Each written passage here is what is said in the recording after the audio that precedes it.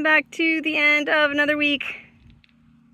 It's gorgeous, and the weather app says that the nighttime temperatures are going to be consistently above 5 degrees Celsius. So I am looking forward to planting out some more of the garden. I was going to start today, but that didn't happen. But we're out in the orchard, and the trees are waking up. So here you can see there's a little bud there. If I jump up here, like there's a big bud. There's a big bud right there. So this is one of our apple trees, Belle de Boscoff. I don't know how to pronounce anything over here, but that's okay. This is Renette Grise de Canada, and it's waking up too. So it's got basically all of the trees now have little buds sprouting. You'll notice that there's a new line of soil, and that actually comes from the other side. I was working on a different project and uncovered a bunch of piles of ash mixed with the dirt. So I figure the fruit trees benefit from potassium, so I gave them some of that mixed stuff. But yeah, for the most part, all of the trees are waking up. Even this one, like you can kind of see in here, there's a little green thing. So bud break is definitely happening here. It is warm / hot. I've brought several of the things that have been growing inside out. So these are all the peppers that I tried to overwinter. I mean, he's not doing well, but he's still green. This is the first time I've tried overwintering. I actually tried aubergines as well, who all died, and I tried 6 peppers, and only these 4 kind of made it. So it's an experiment. We'll see. But these are my Deux de Lune peppers, which are like the traditional in this region sweet kind of long skinny peppers. And I have like aubergines, and I'm trying to sprout some tomatoes, but they're not playing nice with me, so we'll see what happens. Over here they look really bad, but out in the front on the other side, I'll show you later, I trimmed one of my bushes. And basically whenever I trim something, I just stick the trimmings in dirt, because half the time they root and grow on, and half the time they don't, and then I just throw them in the compost pile. But this is I really like just seeing what grows and what doesn't. These cuttings here are all from the bush kind of there, which gives really, really pretty pink cascading flowers. So that's cool. And then these are all kind of some seeds that I started. So we have like lemongrass, that's going to be dill, that's some sort of chive, and some things. This one is basil, but the other ones are weeds. And this is like garlic chives, but nothing, well, this thing here might be a garlic chive. I don't know.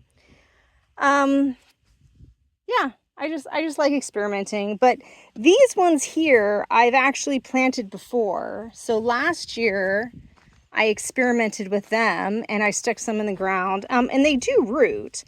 So these are those same plants, kind of an older version, and these again are like a slightly younger version, and then those over there are the ones that I just planted out when I trimmed. So we'll see what happens.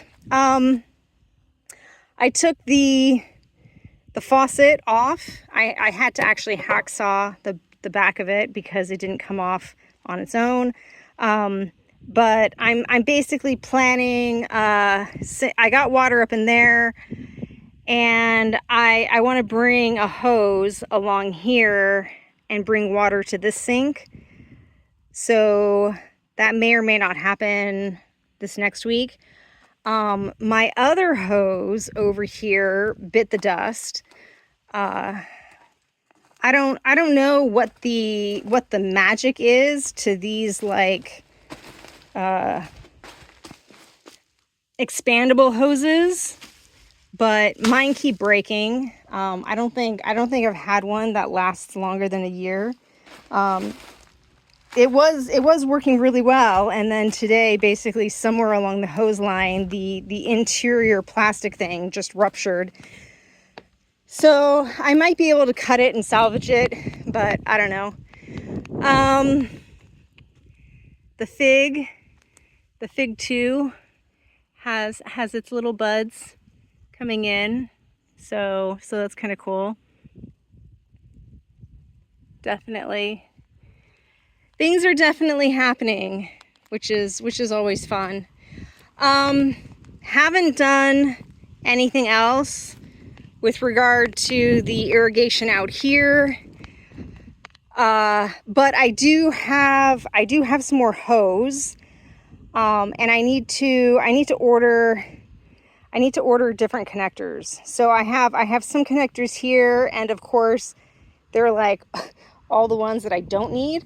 But basically, if I come in here, I have one more of these in the house, and what I need are yeah, I can't even show you what I need, but I have some more of these. I do need more of these to make the connections out here, because I use one on this side and I use one on that side. And since the hose down there broke, I ended up having to use one that I was going to use up here down there. So I definitely need to get more of these, and then I basically need to get more of like kind of like this. I need this quick connect end, but rather than having like a female piece here, I actually need a male piece, which would go inside the hose.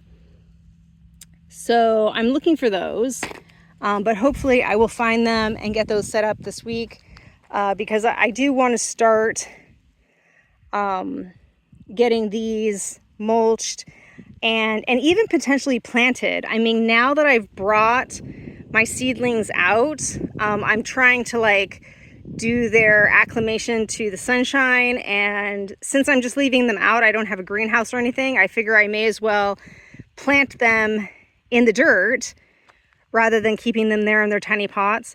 So this is going to be a brassica bed here. These are all roots, and I can't remember which bed is going to be which. I think this bed is going to be the fruit bed, so like the tomatoes, the aubergines, the peppers will go here, and then that will be like the legume bed, which will be like my fava beans and my other bush beans and things will go there. And then that basically sets up a rotation. So I'll have legumes, brassicas, roots, fruits, and they'll kind of circulate in here. And I'm thinking about maybe trying to do something similar with the 4 beds up here, but we'll see. I mean, technically speaking, folks seem to think that like when you grow a bunch of stuff in a small space like this, you don't necessarily need to like do any sort of crop rotation, but I figure I may as well plant it into the garden just in case. My horseradish is looking awesome. I'm very excited. I think I mentioned last week, I love horseradish. The asparagus bed is looking really cool. The one there and the one here never really popped up, but I didn't want to leave the dirt too long without a cover. So I ended up basically agreeing that good is good and I don't need to wait for perfect. So again, I did check the root there and the root there, and they are there and they're sprouting. They're just taking their sweet time. But yeah, unfortunately, I can't harvest any of these things. The idea is that for the first 2 years, you basically just leave them be, let them grow, do their thing, go to seed, yada yada. And in 2 years' time, I might be able to start harvesting asparagus. So that's the plan there. Nothing's happened with the sunchokes. And things, unfortunately, are eating the kale. So you can see there. And this one was looking beautiful yesterday, but yeah, somebody came along and chewed it to the ground. I'm trying not to worry too much. I mean, it's got tiny, tiny little things on it, and it's obviously not dead. So I'm hoping that as things warm up, it'll just kind of bounce back. But yeah. Unfortunately, I mean, he's doing okay right now, but like this guy too was looking great literally yesterday, and somebody came and ate it. I had actually harvested topinum borer here, and somebody came and actually started munching on those, so I had to bring those inside. I mean, it is the transition from winter to spring. So all the wildlife is hungry, and I'm trying not to take things too personally. Anyway, all that being said, the mint is starting to come in. Even my new mint is starting to come in. So at some point I will have to mulch these as well. But this week I'm planning on going ahead and planting the peas. So we'll start that. I got a little bit more work done on the chicken coop. So at this point, the sides are pretty much done. The bottom has been secured like literally every inch. So there is nothing digging through on the sides. And this back bottom is done. And then up in here, I'm starting to work on the arch, which I'm not really sure what I'm doing. So I kind of like, I cut it here, and I think I'm just going to kind of like fold these over. Cause I figure my seams are the weak spots. So I'm trying to make sure that I double it up by like 2 inches or so. So I think I'll end up just bending this over and like trimming it and snipping it up the side. But basically I have to finish this arch, and I have to finish the front. Cause I started kind of taking the front apart. I still have to take this off. And I have to undo the door. But redoing the chicken coop is almost done.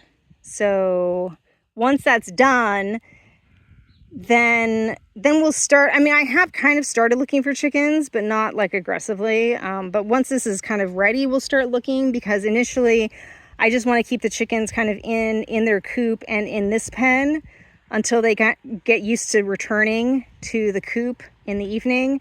And then the idea is that this will open up automatically and give them access to this space here.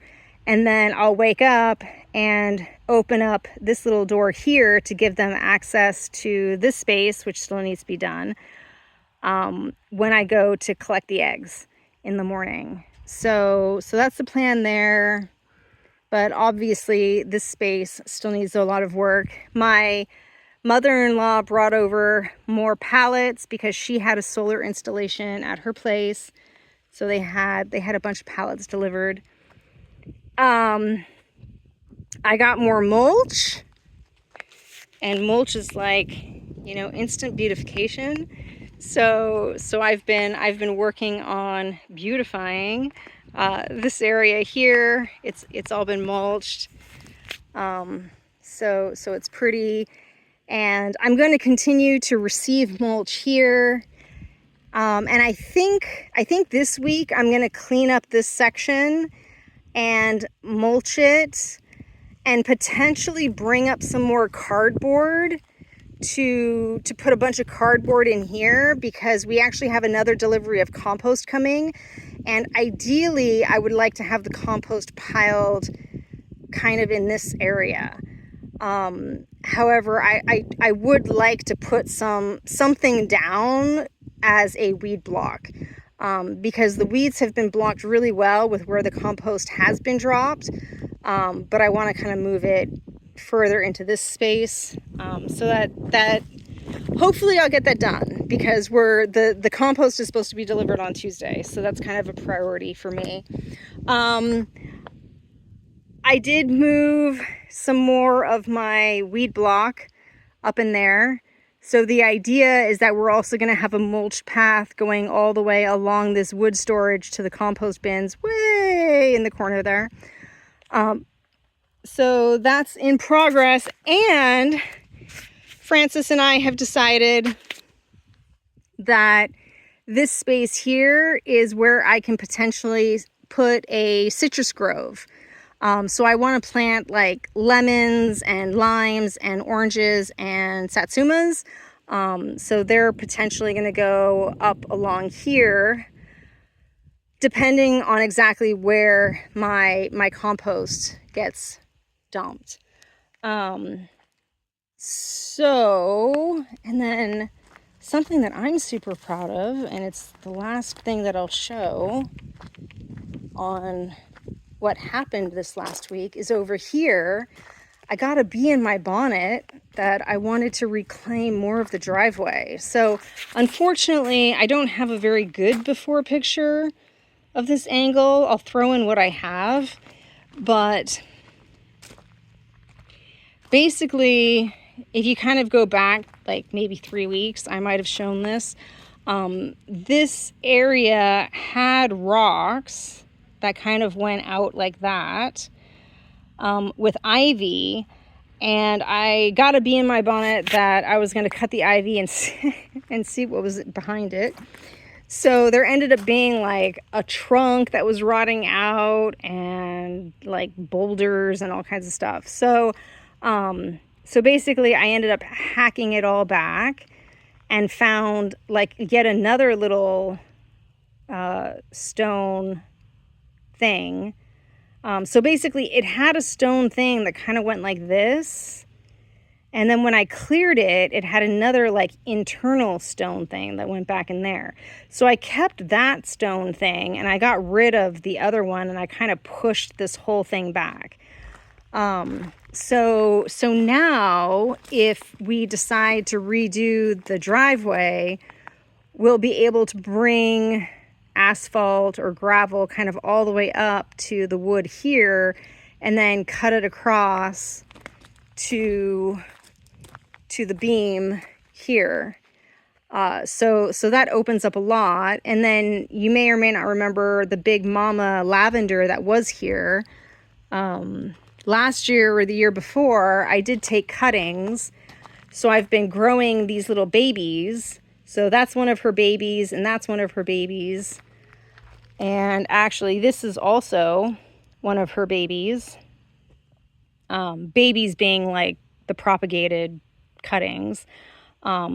So I went ahead and pulled her out because she was super woody and kind of like really hanging in this whole space here. And again, just making the driveway very narrow.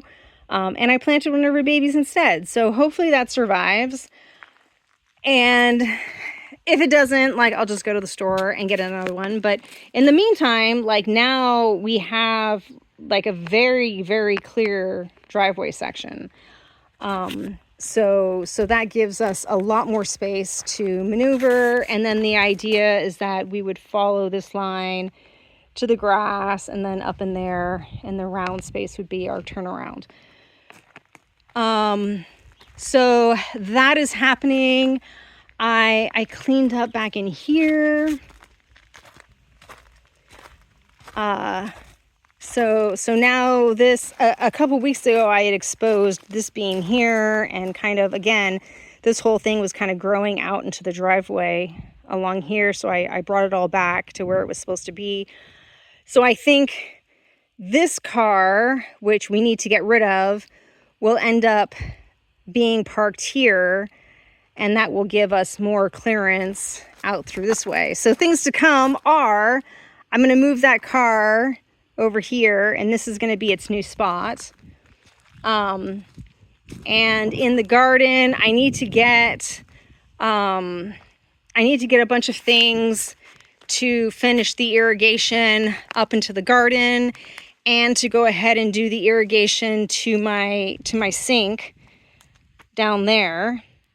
I still need to lay out more cardboard and finish this project, so that may or may not happen.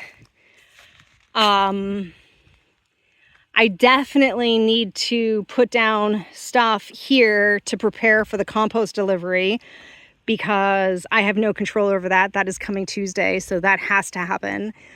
The extension of this all the way to the compost may happen, assuming that this all gets cleaned up and I am able to take this weed block and transfer it onto that side.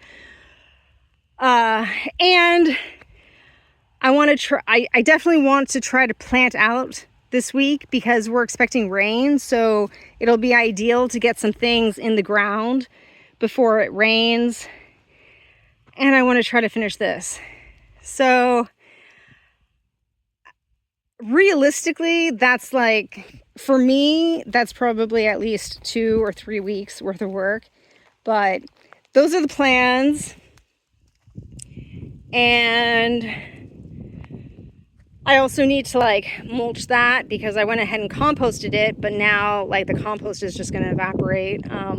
So I need to get some sort of mulch on there, but I haven't decided whether I want to use the miscanthus, which is this stuff, or if I want to just use the bark, or if I want to use the straw. I'm not sure if any of those are better than anybody else, but that bed like isn't going to be touched for 2 years. So I kind of want to just put something on it and then not think about it for 2 years, and then come back in 2 years and kind of see how it's going. Yeah, so I think that's it for this week. Those are the plans. I hope you had a good one, and I'll see you next week. Bye.